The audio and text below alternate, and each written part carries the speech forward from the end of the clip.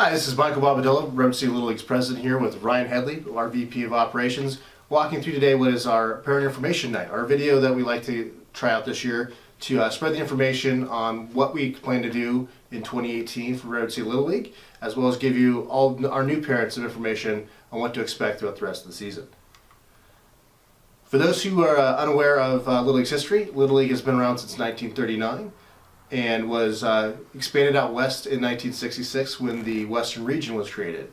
Our own District 52, which ranges from Burlingame all the way down to Palo Alto, was founded in 1969.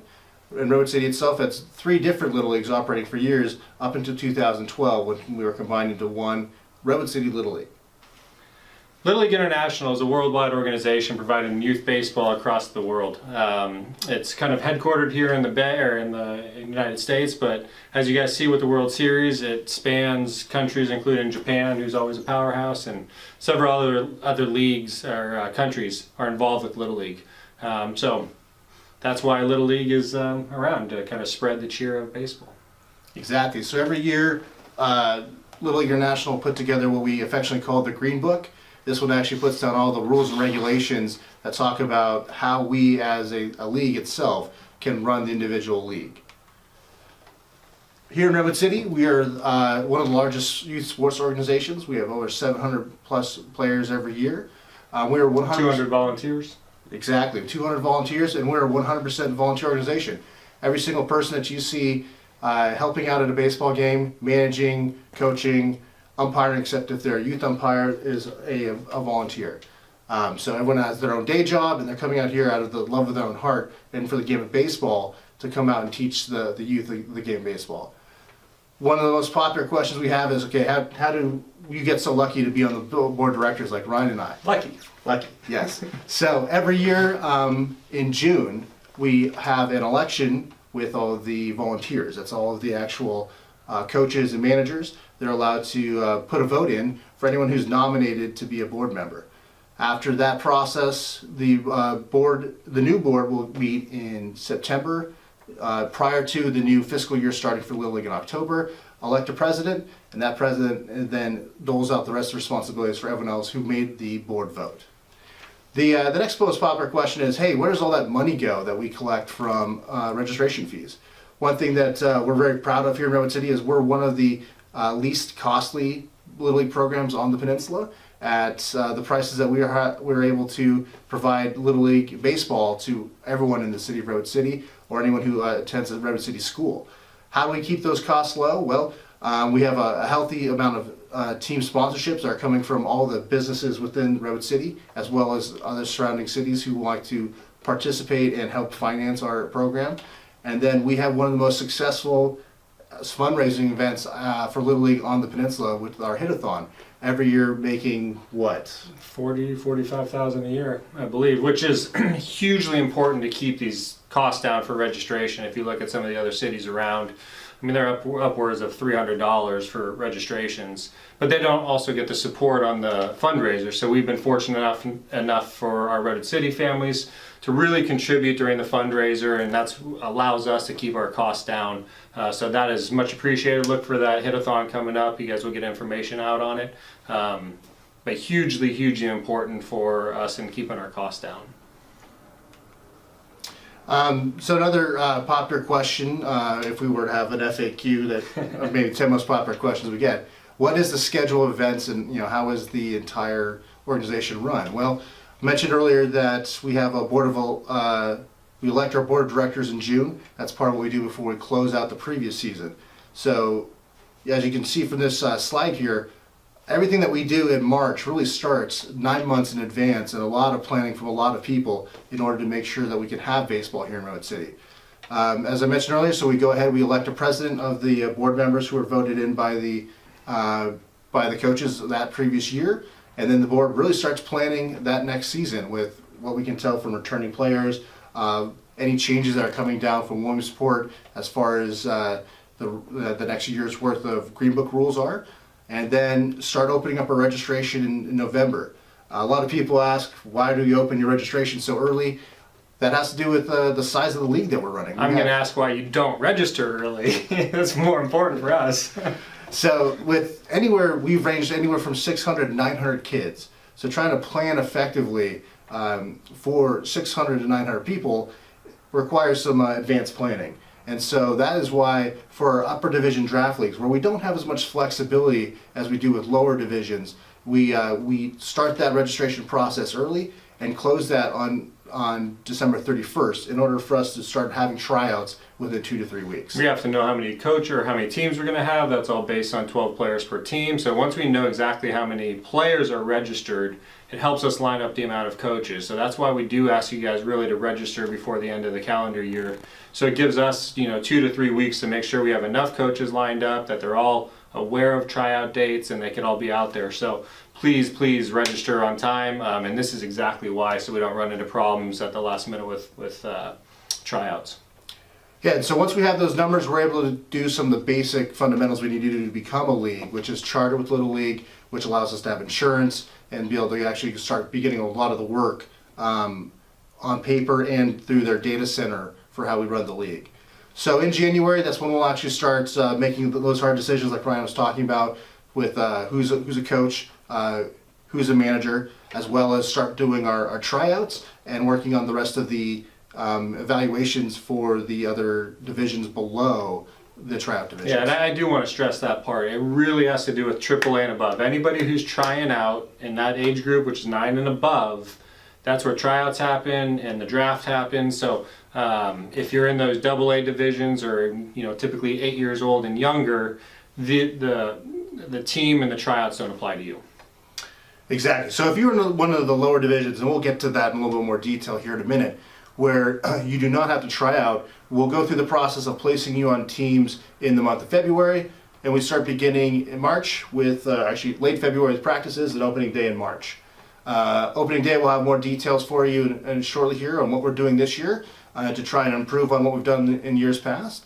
Then once we say play ball in March, we have baseball almost every week, every weekend for most of these teams through June, with a couple of weeks off for spring breaks for both the local parochial schools and the public schools. Come May, that's when we start working on developing who the all-star programs are for that year, as well as we open up the question to being a board of director member for next year. As we mentioned, we're 100% volunteer organization. Every year we need some new blood to help keep it fresh and to keep moving things and bring some new ideas to the board. And so that May time frame is when we start asking for nominations for new board members. At that point in time, after we have that all figured out, we start getting really to the year-end part of our year, where we start having our tournaments for AA and above, where we're going to go crown a city champion, and then we actually have our board election and roll into the all-star season. About that time, it's also when we start putting feelers out for how many boys and girls in Road City are interested in playing fall ball, which is a little less structured, a little more instructional league that folks can actually play up a division, trying to get their skills ready for the next year.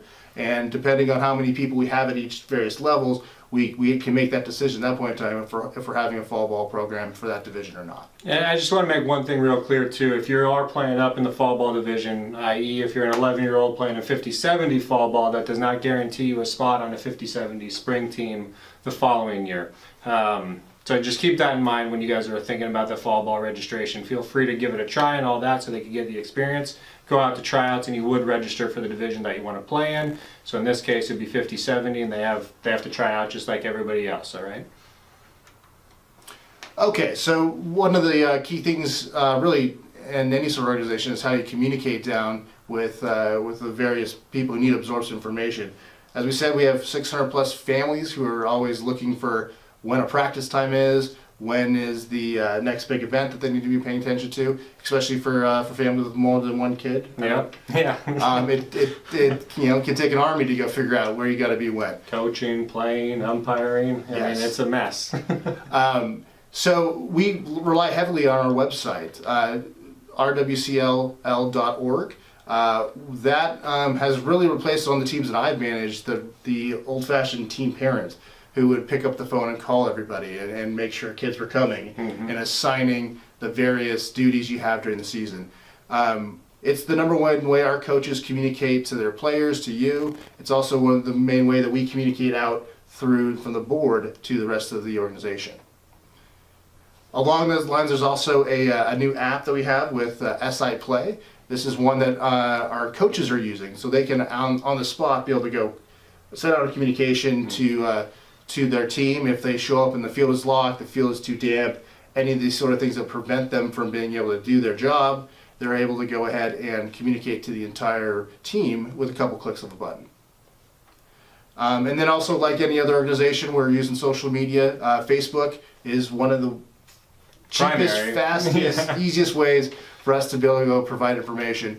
That's where we're bugging people for tryouts in years. That's where we're making announcements. That's where you're going to see videos like these. And that's how we're going to continue to communicate some important information. So go ahead and if you are using Facebook, go ahead and like Redwood City Little League and continue to get information like this as soon as we deploy it. Yeah, hey, real quick also, when you guys are looking at the website, for those of you with multi-kids in the program, when you're looking at your team schedule at the very bottom, select on that multi-schedule and you'll be able to select multiple teams, and it'll come up in one view of your family's events versus just the one. So nice little trick that I've used over the years. Yeah, but it should be at the very bottom of the schedule. It says multi-schedule, and go from there.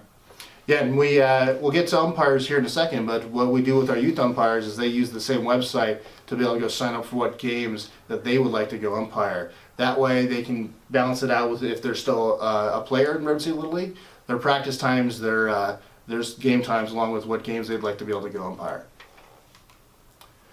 Okay, so the big day that we're aiming for is March 10th. That is opening day for us here in Redwood City. The center of the universe for Redwood City baseball is really Red Morton Park, and that's for anyone who's already tried out. You've been there. For those who are new to our league, we hope if you don't know where Red Morton Park is, you're going to figure that out quite quickly. For our younger players, our T-ball or A-ball players, we have a special ceremony at 9 a.m. That's where we're going to introduce everyone, really have a team parade, and go ahead and introduce and thank the coaches who are taking care of those kids, as well as make some special announcements that day, and hopefully have some special guests to come out and throw out a ceremonial first pitch for us. Throughout the rest of the park then, we will have games going from 9 a.m. to 6 p.m. that night through all the various divisions we have. So you would be able to go find AA, AAA majors, and juniors games throughout the entire day. And then in the middle of all that action is our snack shack, which we will have open the entire day, and we're planning to have open more often while we have full slates of games at Red Morton. That way you can come out, enjoy a hot meal, and go watch some local baseball. The next date we want to mark on the calendar is This is our big one. Mark the calendar now. So the Hit-a-thon, we try and do double duty here. So it's Hit-a-thon and photo day.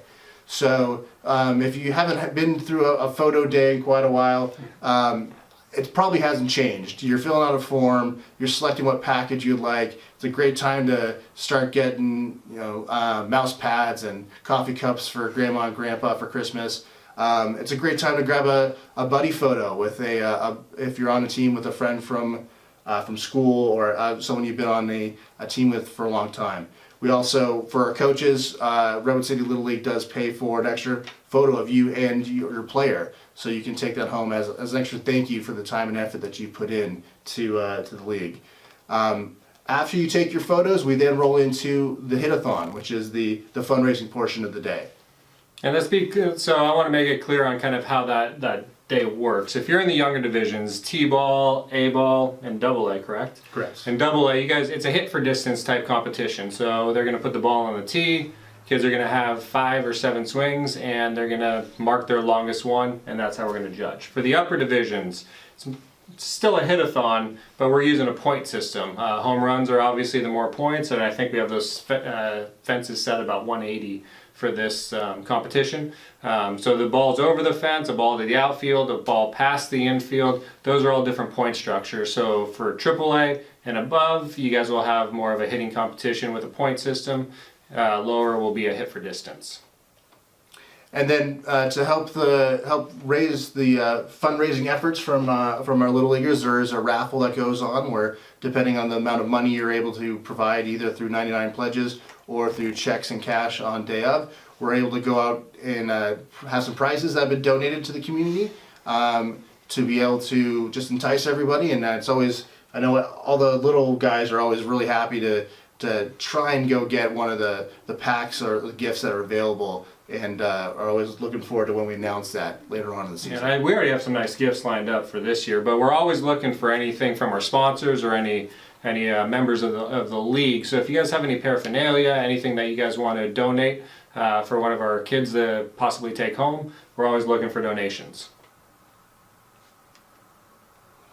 All right, so one of the first things that we talk about and we stress through any of our coach trainings, as well as through any conversations we're having at the board level, is really player safety. It's the first job that we're really required to do down from Williamsport through San Bernardino into District 52 and then to us, is to make sure that we have a safe playing environment for all of the Little Leaguers who come out and play. So what do we do to make that happen? Well, one of the things we have is called our safety plan, and the term that Little League uses, ASAP.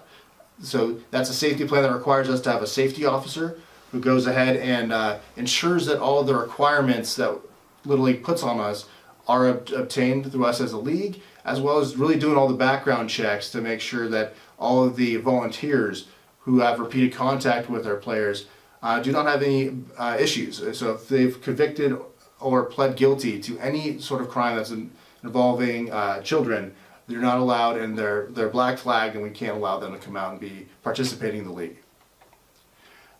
Next up is really how we protect players. And so obviously there's a lot of discussion in youth sports these days about concussions. Yep. In baseball particularly, how we're protecting young arms from being fatigued, and what are we doing to make sure these kids don't just play up until age 12 or in residency up until age 16 and you're done because your arm is toast. So what do we do to help that? So for all of our divisions, we do have coach trainings, both live as well as in-person training, really going over the safety of how to use the equipment in our younger divisions, as well as proper warm-ups and throwing techniques for the older players. Next up, when we talk about how do we select coaches? So one of the funner jobs as a president of Little League is having to decide between a lot of good candidates and good people who want to go ahead and be a coach, but you can only support so many at a given time based off of your registration numbers. So the basic process for coach selection is anyone's got to go ahead and put that volunteer application together. Another thing that we do exclusively online through our website.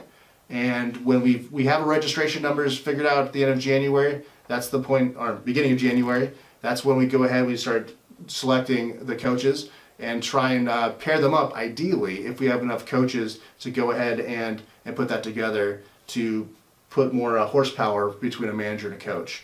And that's one thing I really want to talk about too, also, as well, is the way that you become a coach. It really depends on what you've done previously as well.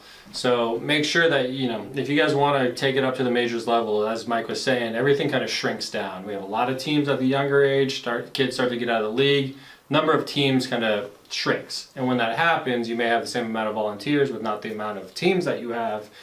So then we're looking at, historically, any write-ups, any complaints that we have, just general communication, coaching prowess. It's just stuff that we look at and we recognize as a board. So if you want to continue your coaching throughout this league over the years, which we love and we highly recommend, it's very important for you guys to kind of stay on the straight and narrow and do it year in and year out, because when you do get to the higher divisions and majors, you haven't coached for 2 years, it's kind of hard for us to slot somebody in that spot when somebody has dedicated their time throughout the course of the years.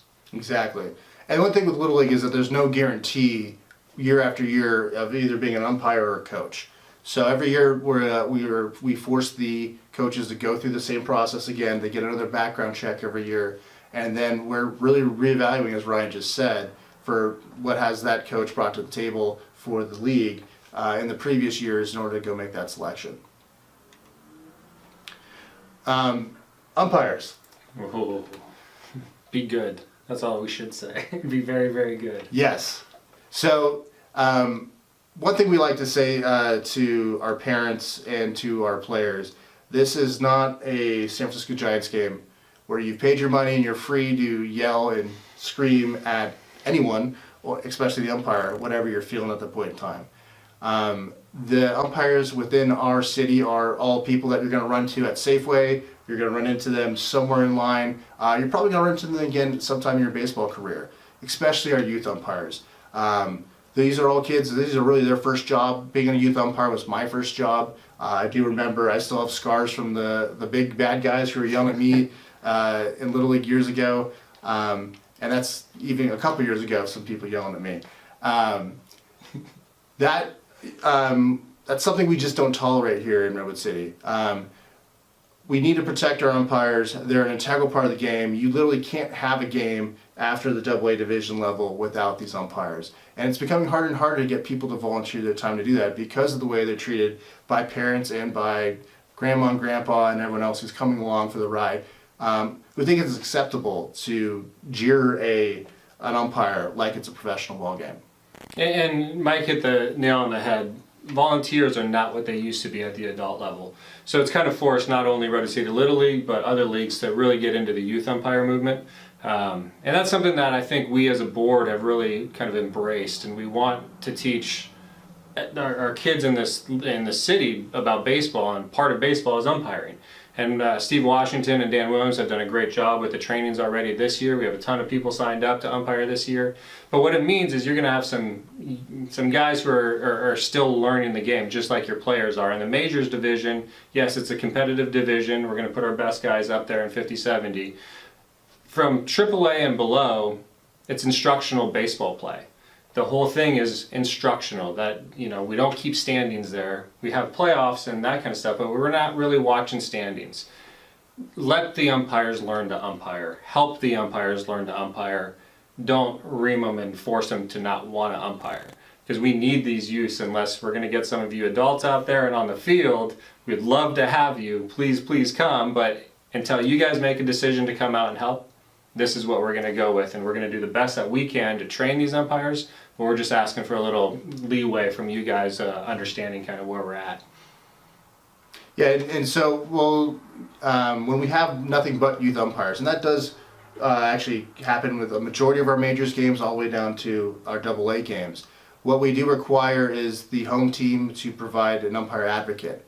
This person is another volunteer who is really there to protect the youth umpire and to prevent them from any bullying from both fans and from managers and coaches, and to help them just protect themselves if any of those situations should arise. Okay, so one of the always popular questions, everyone loves getting their baseball uniform, and how soon can we get them, and what team are we on? So a couple quick notes about uniforms. So uniforms are required for all games. It actually, Little League doesn't allow you to wear your uniform to practice. So even if we have a scrimmage against another team, you got to keep that clean uni home for the day and go ahead and wear whatever gear that you have instead.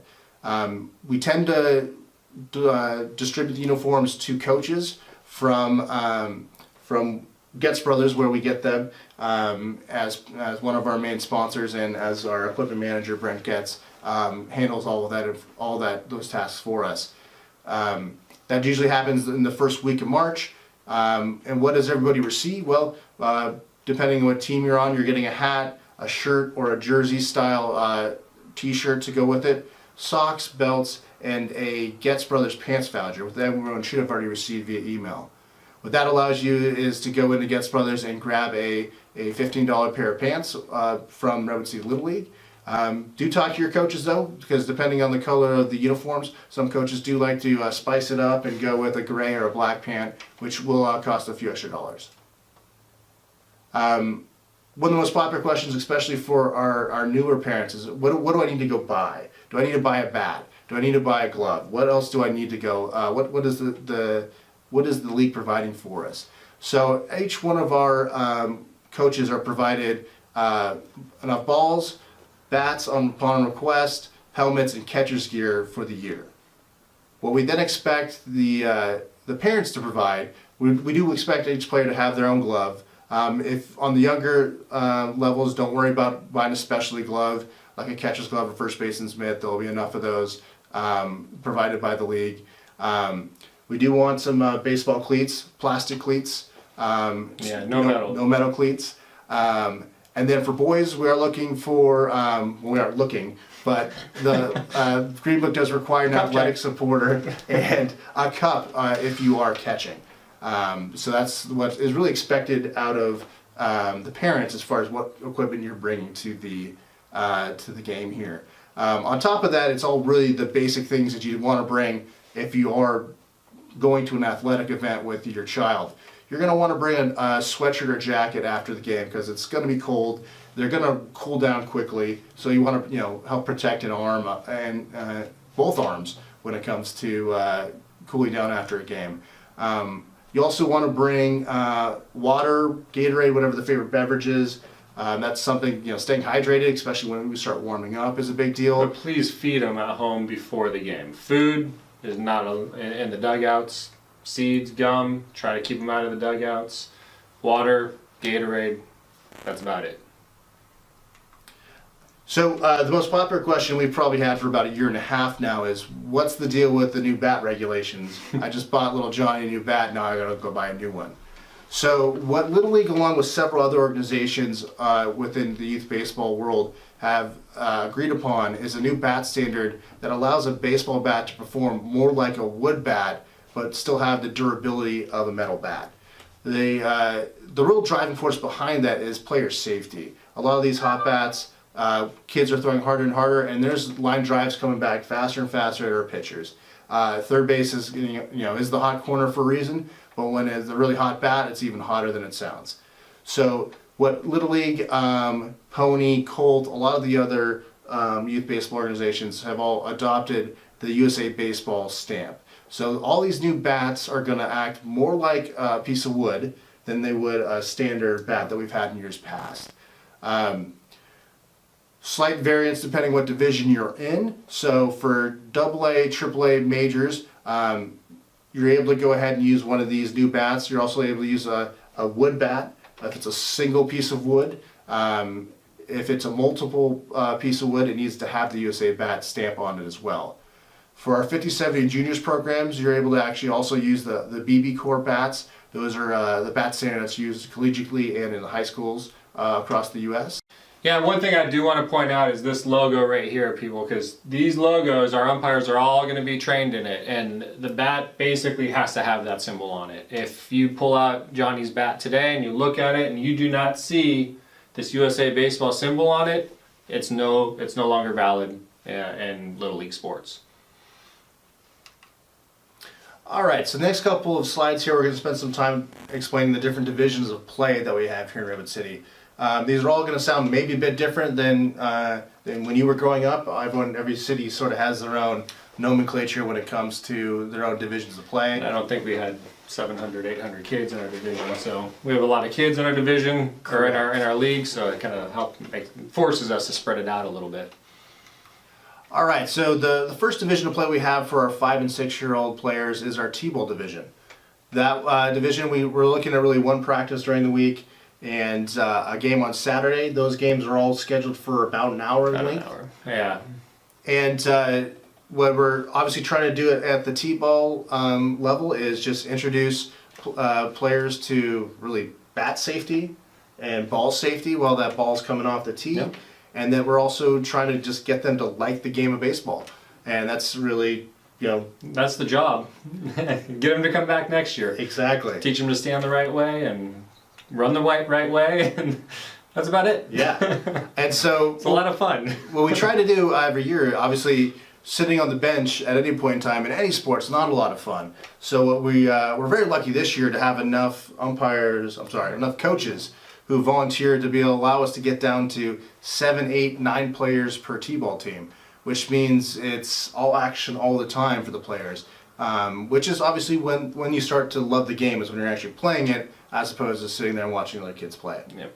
And it's 3 innings. Everybody bats throughout the whole inning, so everybody gets 3 at bats and plays the field 3 times, and that's about the hour. Next up, we have our Intro to Machine Pitch division. That's the name we use to describe our A division.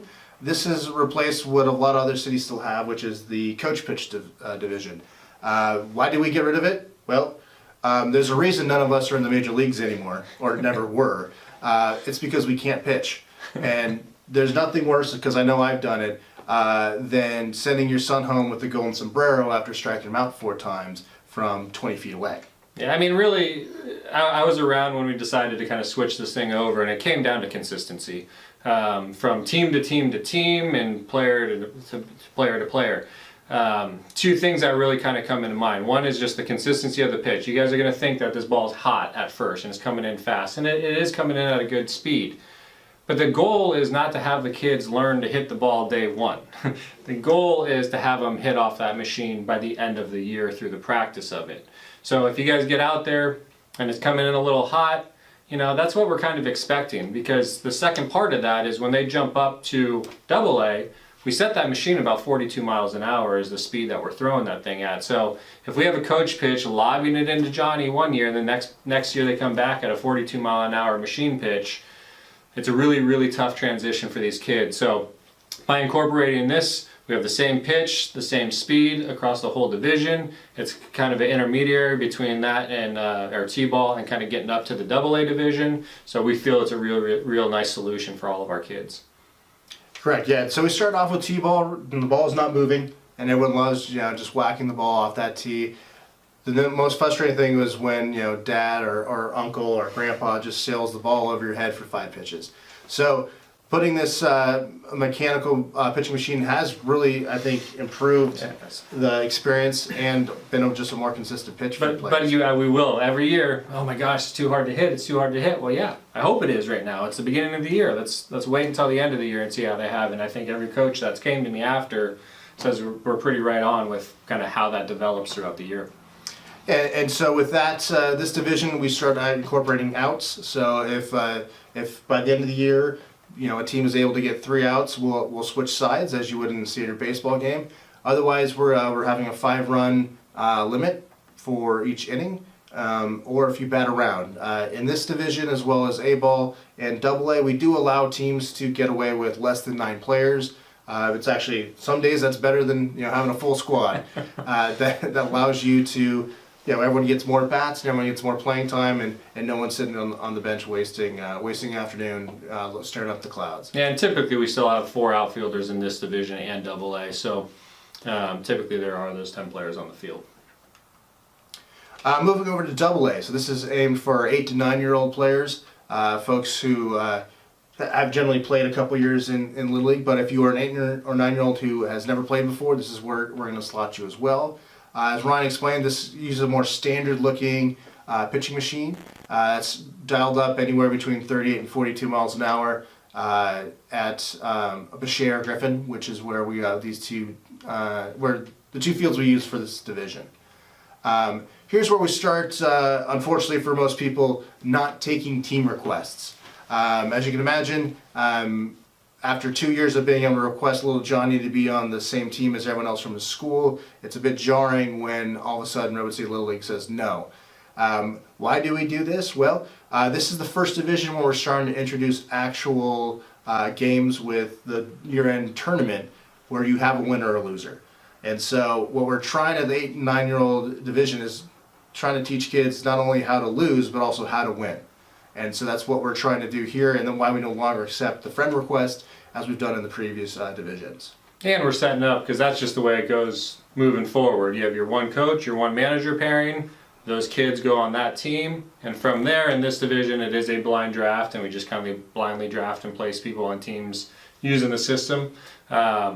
Moving forward though, it goes down to an actual coach draft, which we'll talk a little bit about, but this is the division where that transition happens. So at AA, 1 coach, 1 manager, those kids get paired. Other than that, straight draft. Yeah, and so at the end of the year, what you'll have is, actually during the season, the regular season, you'll still have 3 outs.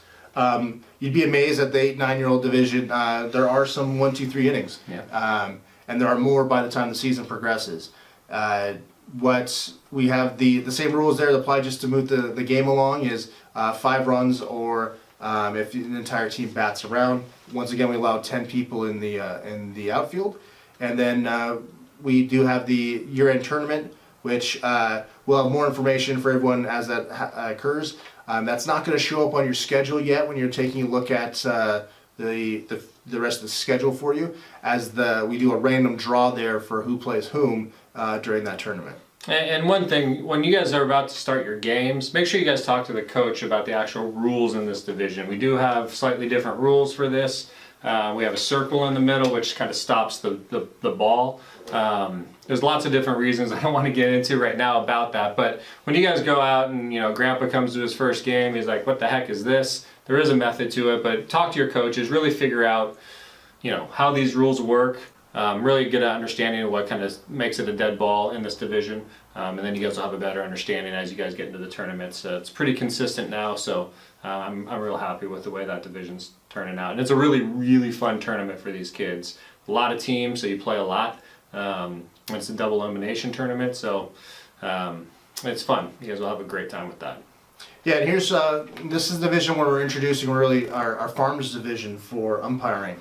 We're getting kids as young as 10 who've played AA and having them come out and being the first time umpires for us. The hardest thing they have to do is they have to figure out how to have a pre-game meeting with 2 adults who are twice their size, and try to establish order and what their role is. Authority, thank you. Authority as an umpire. A great training and management. Are they going to announce their presence with authority? So it's a great, as we were talking about, a lot of people, this is their first job. These are the first, kids that we need to help recruit, train, and keep for years going forward. So for all the AA parents here, even if the kid blows a call, we can't jump on them. We got to be paying attention, and we got to be treating all these kids like there's someone that we want to keep around for the next couple of years. And coaches, feel free. Let the call be made, but feel free to go and just talk with them. After the inning ends, and just say, hey, can you explain to me a little bit? Don't be running and yelling across the field. There's nothing that gets under my skin or the board member's skin as seen in AA especially. Adult umpire yelling across the field at a youth umpire, because we won't have any of that. All right, next moving on to AAA. This is our first tryout division. This is when we move over to what we call the upper divisions within the Redwood City divisions that we have. This one is can range anywhere between 9 to 11-year-olds. That sounds like a big age gap, and it can be.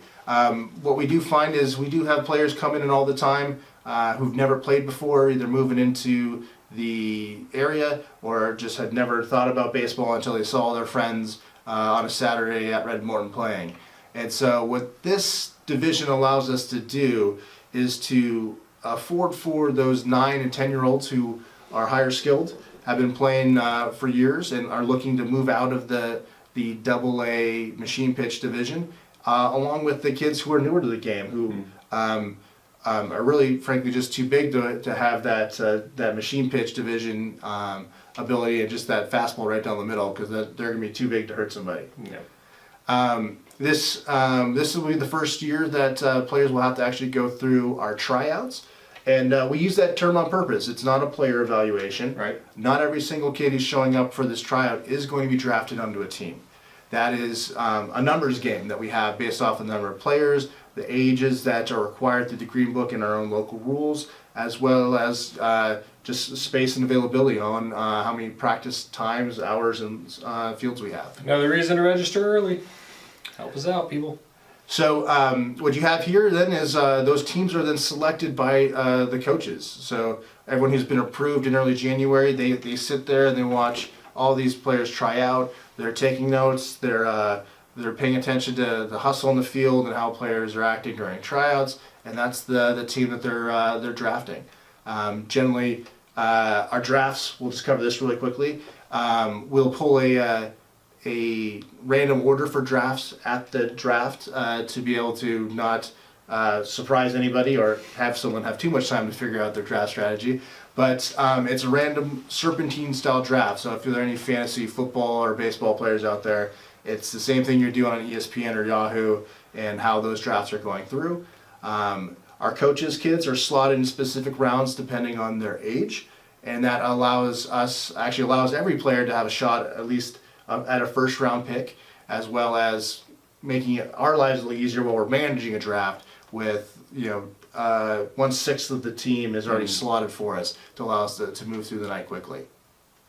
What we're looking at for our AA division, obviously now we're trying to introduce the pitching motion. We're trying to introduce pitching and hitting off of live pitching. So that is a change from the machine pitches and the T-ball divisions we've had lower. With this particular division, because these are all players who are really pitching for the first time, or they're perfecting their craft after a year in AAA last year, we have a special rule in this division that keeps really the game from being a complete walk fest, which can happen during this age group. And that's where after ball 4, the coach will come in and deliver 3 pitches to the player. Now, I personally really like this for multiple reasons. Number one being, it teaches a kid to pitch with no pressure. If they're not responsible for 3 walks in a row with 3 guys on base, they could learn to just pitch, understand mound presence, and understand all the nuances of pitching without worrying about how many they're walking. Because guess what? You could walk 3 kids but get 3 outs because coach comes in, ground ball, ground ball, ground ball. You're out of the inning. So it really does a nice job. And then from a hitting perspective, the kids who are hitting always get a nice pitch to hit, whether it be from the player who's pitching or the coach who comes in. I would love to be able to grab that machine that we have in single A and bring it back out for some of our coaches, Mr. Bobadilla. But that's what we do.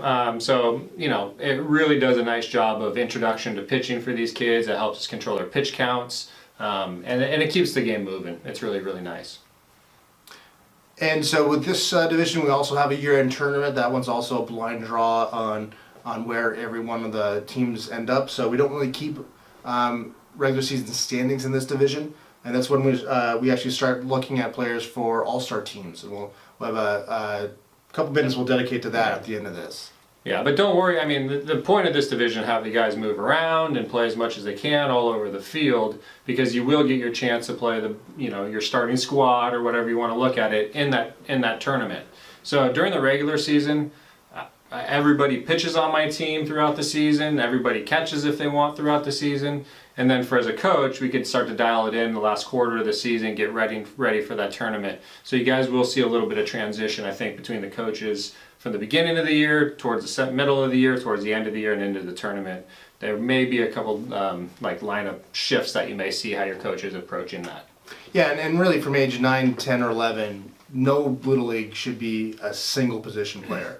And we do want, as Ryan said, we want everyone having that shot, and really that carefree shot at being a pitcher and not worrying about what's going to happen when I load the bases and blocking in a run, right? That's something that we're building in to help build confidence that just doesn't happen in this division. We just don't allow you to walk in a run. All right, so the division on top of that is our AAA Select division.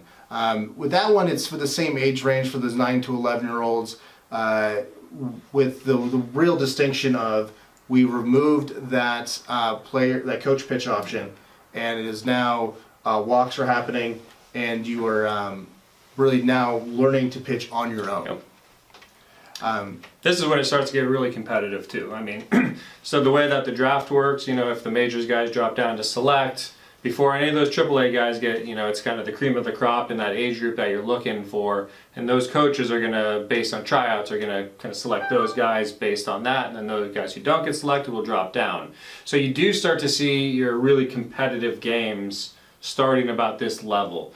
And it does make it exciting, it does make it fun, but, it's still instructional at this point. And that's the one thing that I do want to stress is even AAA Select is an instructional league. We don't keep standings here again. It's a blind draft going into the tournament, or for your seedings in the tournament. So really the regular season standings don't mean much. You could play the best team or the worst team depending on what number you draw. So, again, coaches, parents, this division is instructional. It's instructional not just for the players, it's also instructional for our youth umpires. And this is also where we're starting to get some of our better youth umpires up into these select games, where the people who have kind of been through it a couple times really, and we're starting to get feedback from the coaches on these umpires who are better behind the plate, and we can start to position these guys in the AAA division and above. All right, so moving up to majors. So this was when I know I was growing up, Ryan. This was the last division. This was the cream of the crop for Little League. So this is our age group of 10 to 12-year-olds. This is the division that has the most people trying out for, I believe. Yeah. And where Ryan just said during the tryouts has the most players dropping down who did not make a team. What that means is these kids go through the same exact thing as we just talked about with AAA. They're going to tryouts, they're being evaluated by coaches, and the coaches are the ones who are drafting these teams. Little League rules require us to have all our 12-year-olds. They need to go into majors or Must above. be in majors. And so that's where sometimes you'll see a kid who may be better than a 12-year-old who is still in AAA Select based off of the number of 12-year-olds that are in the division. This year is a really big year for 12-year-olds with Little League changing their age matrix. So it's really a year and a half worth of kids who are in majors. That just squeezed the envelope down for those AAA Select players who are looking to play up. Which then does trickle down to AAA, and so it's a huge trickle down effect. And Mike's right. This year with the age change, we have a huge number of 12s, and when we only have X amount of resources and teams, if those 12s all go in there, 11s drop down, 10s drop down, and it's kind of this trickle down effect. So you see that from kind of top to bottom, and you also start to see it with injuries or somebody leaving the league, for instance. If we have a guy in majors who leaves, they need rosters of 12 by Green Book rules. So that means somebody from Select has to come in, so we have to replace it from somebody from AAA, which then is going down to AA and bringing somebody up at that point. So if you do see a little bit of roster movement, typically at this point in the game, it's from an injury. Where that player can't play throughout the rest of the year. If it's something where they get hurt but they should be back for the playoffs, we typically keep them on the roster and make no changes. However, if it is something that takes a guy out or they move away at the end of the year or something like that, we will replace it and they'll trickle down all the way down to the AA division. It could go from 50-70 all the way down, so that's something we do see from time to time. Yeah, and so for the majors division, there are three real major differences, no pun intended, between Select and majors. So within Redwood City, we moved to lineup batting. So this is the first division in Redwood City. You'll actually have people on the bench and substitutes who need to come in. So this is where the Little League minimum play rules come into effect. In the previous divisions, we have roster batting, so everyone has the ability to hit no matter if they're in the field or not. Within majors, you get into the minimum play of 6 consecutive outs and 1 at bat. That's what every player is required to have every game, and that's what is required for your substitute to have before you can come back in. So this will look a little more standard like a Major League Baseball game where you'll have 9 players in the lineup and you'll start seeing those guys get more bats than the other players. So that's really the hard thing for really our younger players who are coming into majors to understand the difference between that, and that's something that we hope you as parents and us as coaches can help explain better on how the league is different, that division is different than AAA. And this is a competitive league at this point. Now we are keeping standings, so coaches will play kind of their best lineups throughout the season. So you may have a player that's a 6-1 player, or maybe 6-1 means 6 consecutive outs and 1 at bat. We do from time to time see managers kind of do that. If you have a kid who's not showing up consistently, is the main reason that you'll see that. But it really does get competitive here. And parents, if you're thinking, hey, my kid's not seeing the field, and last year he used to play 3 innings, and it really is a makeup of the division. And you have to understand that it is competitive. They are playing to have fun, but they're also playing to win because it does go against their standings for playoffs. So the better, I don't want to say the better players, but the guys who are involved more typically are those ones who will see more playing time, and the coach's own discretion on that one. We can't really control, hey, you have to let Johnny play more, because it's really up to the coach at that point. Correct. Yeah, as long as the coach is giving the minimum play time that's called out in the Green Book, there's nothing really else we can do. The other two major changes, the differences in majors are a drop third strike. So in all the lower divisions, a swing and miss with 2 strikes is going to be a strikeout regardless if the catcher holds on to it or not. Once you get into majors, a drop third strike, it's a live ball, and the catcher needs to make the put out at first base, or if there's another runner in play, to make that play. The other one that takes people for a bit of a surprise is there's no time limit in majors. As Ryan mentioned earlier, this is our first competitive division where standings and scores count. So that means you're trying to force a win or a loss before the game ends. What that means is these games can run longer than the other divisions because they don't have those 5-run rules keeping you from shortening an inning.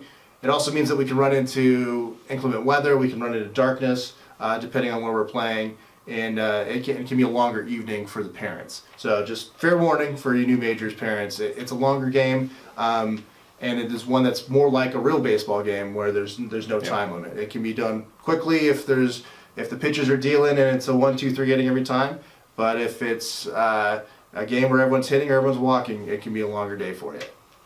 The only time that we actually will put a time limit on something along those lines is if we have another game stacked up behind that game on a Saturday. And then we'll go into the league rules about how to pick up that game as a replay if needed. Right. All right, so next up is our 50-70 division, which in the Green Book as well as the rest of Little League is called 57 Intermediate. Where did that name come from? Well, it's the halfway point between a Little League diamond, which is 60 feet, and a Major League diamond, high school diamond, college diamond, which is 90 feet. So this one is actually at a 70-foot base path and a 50-foot pitching distance. So 4 feet longer from the pitching distance for batters to get an extra swing on, as well as longer base paths. Well, this is also where you can first start taking leads. So when you have baseball, you end up having pickoffs, balks, all the sort of things as Ryan just mentioned that you start seeing in high school, college, and Major League Baseball. And then what's the end of the road here for what Little League and Redwood City has to offer for baseball here? We have a baseball program. We're actually one of the bigger juniors programs on the peninsula, consistent having anywhere between 1 to 2 teams each year for any 13 or 14-year-old who's looking for baseball on that full-size diamond experience. Since there are less teams in that division within District 52, this team does get a little bit of a travel ball atmosphere to it. You're playing teams against San Francisco, San Jose, Fremont, and Half Moon Bay several times. Half Moon Bay being the other District 52 city that has plenty of players in this division. And then last but not least is our seniors division, which doesn't start until June. That is done because it's really where Little League's trying to capture those JV baseball players and have a full-size diamond experience there. a summer program for those guys. Exactly. And so what you'll see sign-ups for that will happen in April or May for those 15 or 16-year-olds, and that allows them to really, to keep their skills going on the diamond there for from their JV team, or even better yet, if you miss the cut, it's another way for you to still stay on the field and still play. And that's just it. High school ball is very competitive here on the peninsula. This does give anybody a chance to come out and continue playing baseball. We don't want to get in a position where these kids are 12 and 13 and they think, oh, baseball's done for me, because it's not. We do have solutions and we do have programs out there for these guys. Some kids may be JV high school players, but others may not. Maybe they just want to keep going in the summer and they like playing with their friends. So if you guys have any 15, 16-year-olds out there who just want to play the game and they're not playing high school, this is a nice little solution for them. Yeah, and just personal experience here, I was a terrible hitter as a 12-year-old. I've seen you hit. You're still terrible. Thank you. Yes. But I still like the game of baseball, and there was when I grew up in St. Carlos, you wouldn't put straight into Babe Ruth, another competing program that we don't have to worry about anymore. But that's actually at age 13, you know, I don't know if it was hormones, growth, or what, but that's when the game just clicked for me. And so I was able to be, you know, that 6-1 player, Yeah. and be able to start hitting the ball, start feeling the ball, start throwing the ball harder, and I was able to go walk on to the freshman JV team based off of one more year still playing baseball. And so I want to still capture all those players. Just whatever happened in your 12-year-old year or your 13-year-old in 50-70, that's just one season, and a lot can change in 1 year. Okay, so the next point we want to talk about, and this is really for the upper division parents, the lower division parents, you don't have to worry about this for a couple years, is the All-Star tournaments. So for those who watch ESPN in August and September, these are the Little League World Series that you're seeing. This is really where it all starts. Down at the district level, up until the sectional level, and then how a Little League team can really play throughout the entire summer if they keep winning their tournaments. How are all-star teams put together? Well, for our majors and 50-70 teams, since those are mostly teams where you don't have a lot of players or ages across multiple divisions, those are half put together by a player vote. So we'll put ballots out to the players, and they'll vote in the first 6 players for every single team. And Ryan, I don't know how you felt, but I think the last couple of years, it seems like the players have always gotten it right. Yeah, no, they absolutely have. They know who's deserving of it, and better than we do half the time. So I love the fact that they're able to do that. And so then when we elect our managers and coaches to be the all-star managers and coaches, they then fill out the remainder of the roster for whatever holes they may have or need. If we pick 6 pitchers and no catchers, that's obviously what we need to go figure out. Below that, we have our 9-10 and our 10-11 all-star teams. These ones, as we mentioned and you saw with the previous slides, you had kids across 3 different divisions. So it's really hard to get a player vote that's accurate for kids that they've never seen. Right. So for this one, it's really a conference amongst the coaches and how we vote in the 9-10 and 10-11 all-star teams. This is also, the all-star tournaments is also where we have that delineation between East and West, which is one of the most popular questions we have. And I live in West Redwood City. Why is my kid in the East?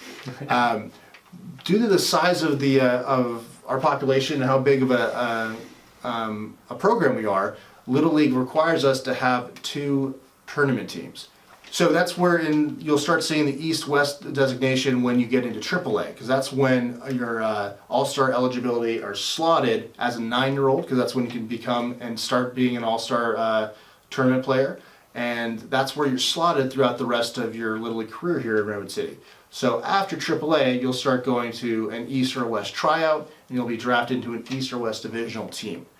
It's really a distinction without a difference during the regular season. It is a way of dividing everybody up for the year-end tournaments, but has nothing to do with how the regular season will really play out. Right. So on top of that, District 52 has its own homegrown tournament, which is called a Super Bowl tournament. I've been lucky enough to coach one of these. It's a great 2 to 3 day experience for kids. It's especially for the kids who don't quite make the cut for the district all-stars. It allows them to have a tournament experience, to go play against some other players from other cities, and just get a taste of that. And so one of the local cities here on the peninsula will host this for the 1 weekend or 2 weekends as needed, and we get to go put 1 to 2 teams depending on how people sign up to go ahead and do that. And that's really, I think, where this process begins is with you as parents registering your 9 to 12-year-old or your 13-year-old in 50-70 for All-Stars. Previous years we haven't done such a great job of advertising this, and we're just hoping with this video and some more promotion we'll get more and more kids to sign up. We've actually had opportunities to send more teams to both the district level and to the Super Bowl tournaments, but we simply just didn't have enough players to sign up. So what we'll do is in May start with our registrations opening up for the All-Star ballots. And that will allow us to then start printing out some ballots and have that whole process of player selection done. The first question, of course, if you're planning your summer vacation, is when the heck are these tournaments? And so we have those listed on our website. They're actually on the District 52 website as well. This year works out well where they are going to try and have them all done really in between Father's Day and before 4th of July. So everyone who's on these teams can play on a 4th of July weekend without worrying about where their team may be. Speaking of 4th of July, one of my favorite things each year is the fact that we are the county seat and we are able to host the San Mateo County Parade. And so we, being the local Little League, are always able to participate in that. So we allow any players 7 years of age or older to come join us and to walk the walk during the 4th of July Parade.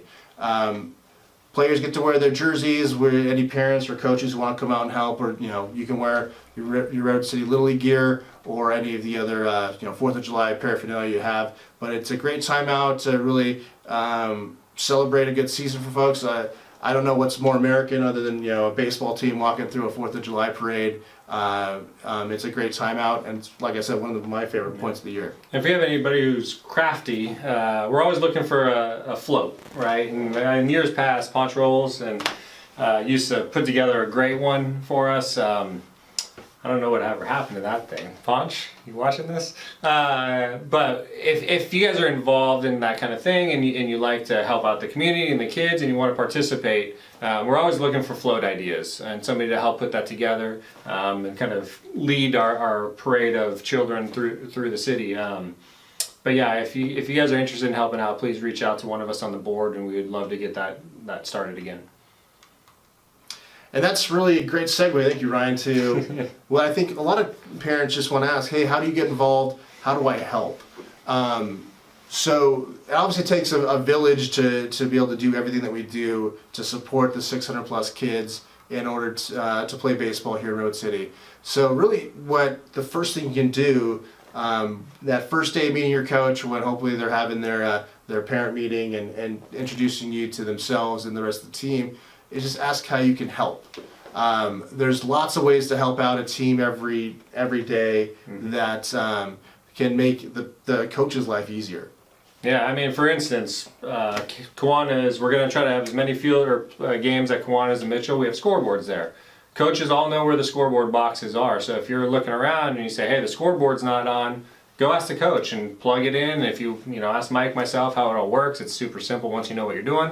But that's the kind of thing we're looking for, is really to get the scoreboard up, and even the announcers. If you guys want to get on the PA, I have no problem coming out, especially if it's a Saturday, setting up the PA with the score booth there, and you guys could go ahead and announce the games. I know when I start doing it, I have little kids coming up and saying, hey, can I announce a name? And that's the kind of environment we want. We want to bring that to our city. So yeah, little Coco and Ella love to get on the mic and announce and say players' names, and it drives more to our community, because now we're talking about two sisters who don't play baseball getting involved. It's all part of that community. So figure out just something that you like doing. Scorebook, big one. Every team's going to be a scorekeeper, and that's a training that I think we've done in years past that we may want to look at doing again this year, is a scorebook training, because you do need that, especially when you get into pitch counts with your older teams. And to watch that, so. Yeah, then the other popular ones just, that help the coach out immensely are setting up and breaking down a field. In the older groups, you can force the kids to do a lot of that work, but a coach's day, will start 2 hours before a game setting up a field, and it'll end an hour and a half after a game, depending on the watering, dragging a field, putting a fence up and down. So any sort of help at that point in time that helped that coach get off the field, it helps the coaches immensely, and they remember that. Now, they'll remember that in the next couple of years too, when it's time for drafting on who helped and who didn't. So the other, really, on the topic of just respecting the coach's time, one thing that I find that really helps out when I'm putting a practice plan together or when I'm planning for a game is having the parents fill out the availability of the player with either on the website or on the SI Play app. If I know I'm only going to have 6 kids showing up for practice, that's fine, and I can go ahead and plan accordingly.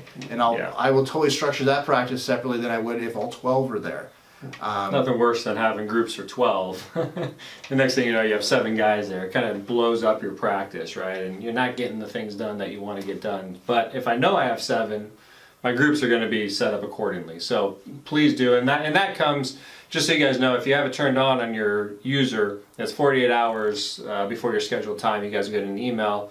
Hey, Johnny has practice coming up at this date and time. At the very bottom, it's yes, he'll be there, or no, he won't. All you got to do is click that button, and that's going to put it into the system. If you hit no, it's actually going to notify the coach right away saying that Johnny's not going to be there. I don't know why I keep saying Johnny, but that's the name I'm going with today. But Johnny's not going to be there. And that's the kind of stuff that we're looking for as coaches. And then the other half of that is letting us know when not only when you're going to be there, but then picking up the players on time. Just a pet peeve, I think, for most coaches, because we don't allow them to leave unless all the players are gone. We don't allow the coaches to leave. Correct. Thank you for that clarification. The kid can't leave. Part of our safety program, of course, is we're trying to protect the kids. So I know a lot of folks, we're all very busy, we're all running from place to place, and we'll call coach and say, hey, just leave them there, I'll be there in 10 minutes. That's just something we just can't allow, and we don't allow our coaches to do. So everyone always appreciates a parent who's picking up players on time and then doesn't force us to hang out at the field, because of course coaches want to get home, get on with their lives, go have dinner, run over to another kid's game. Start making their lineup for tomorrow's game. Exactly. So some of the other things we talked about just earlier in the video about what would you do if you're just going out and leaving the house anyway. It's still cold outside. I know everyone who started practice in the month of February, it's still in the 40s out there, and you've got kids showing up in their t-shirts thinking it's perfect baseball weather. Really what helps an arm cool down and not be injured is keeping it warm after after a throwing experience, after practice. So having a sweatshirt is really important to have for any player in order to keep that arm healthy and keep it strong throughout the rest of the season. On top of that, the flip side, when it does get warmer, not all of the facilities we have water fountains right next to the field. So make sure to pack your player with as much water as they would like to drink in a 6 or 7 inning game. But the bathroom's sometimes far away, so keep that in mind. Exactly. And then really on the hydration point, the best way to not get dehydrated is to be hydrated coming into a practice or a game. So obviously, we're, like we said, we're all very busy people, but staying hydrated pre-game, really, professional athletes start drinking, tons of water a night before a game, especially in our hot environments. And with our turf fields, we do get some games that it's going to be 100 plus degrees on the field. So in those days, hydrating early and often are what keep our players healthy. Next up is really I want to build off what Ryan was saying about you volunteering as a parent. When you're scorekeeping, when you're announcing, when you're helping with the fence or you're dragging the field, I can tell you your kids are always impressed by you helping the team.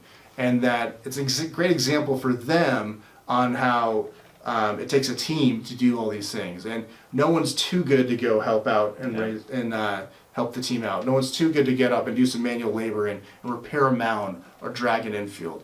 Not every coach is going to ask you, but they'll always say yes if you offer. Correct. The other thing we really want you guys are going to be the best examples, and the first person they're going to look for into in the stands whenever anything happens is how to be a good sport. So paying attention, cheering on people, not getting on our umpires that we said earlier, not getting on other players. There's tons of examples throughout youth sports these days where there's just bad habits by a lot of people, a lot of adults who just take the game and the sport too seriously. And really ruin it for their kids. So we want to just ask that everyone, we don't have that in Redwood City, and that be a good example of good sportsmanship for your children. Along those lines, it's the so who are normally getting yelled at? It's the coaches, it's the umpires. As we mentioned, they're an integral part of our Road City baseball family. We can't have a game without umpires. When those bad calls come, and they will happen, we just got to accept that as that's part of the game and move on. Ryan's mentioned a couple times here where we're trying to improve the community feel, where getting kids out who aren't have no connection to baseball anymore, who are not playing baseball, are coming out to participate and either watch a game, help out with our snack stand, or help out with announcing a game. So the best way, I think, and this is the way I'm sure that Ryan learned how to play baseball, was watching baseball with a sibling, a parent, and it's not just professional baseball watching that. It's coming down to Red Morton on a Saturday when there's a full slate of games, coming out and watching a baseball game. Best way for them to see other kids, maybe their size, maybe a little bit bigger, make a mistake and get back up and keep playing. So it's one of the best ways to learn the big game baseball is to actually come out and watch a game and watch some youth baseball down here in Road City. Absolutely, nothing better. And then last but not least, we just want everyone to remember, just take a deep breath, relax and have fun. These are all kids who are still learning the game of baseball. These are all umpires, they're all even coaches who are still learning their coaching skills and how to do things better. And just remember, it's a game that we're all privileged to still be able to coach, play, or interact with, and have fun. Yeah, I mean, with that, that's what it's about. So just to put a cap on this presentation, the Redwood City website is where we like to hand out all our information, so check there. That's where you can contact the board of directors for any questions you may have. It's where you're able to go find all your information for your team. And last but not least, go ahead and like us on Facebook so we can get you some more information quickly. Thank you very much. Thanks for watching.